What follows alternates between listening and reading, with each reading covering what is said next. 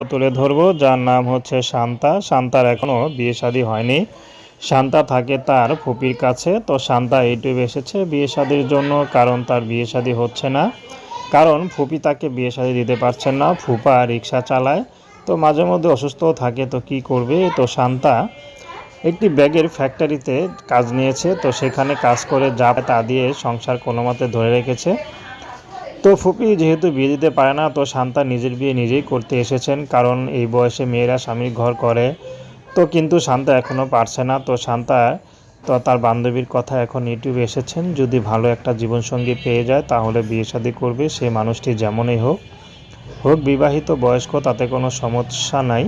যদি শান্তার পুরোপুরি ভরণ পোষণ নিতে পারে তাহলে শান্তা বিয়ে শাদী করবে। যেহেতু শান্তার বাবা মা নাই, তো শান্তার একটি কথা, আমার ফুপাফুপির দায়িত্ব নিতে হবে না, শুধু যে পুরুষটি আমার দায়িত্ব নেবে, সারা জীবন আমার পাশে থাকবে, সে পুরুষটি যেমনই হোক না কেন, শান্তা তাকে বিয়ে শাদী করতে রাজি আছে। তো দর্শক, শান্তার খুব পড়াশোনার ইচ্ছা ছিল, যেটা বললো শান্তা, কিন্তু পড়াশোনা করতে পারেনি। আর ফুপি তেমন তো শিক্ষাগত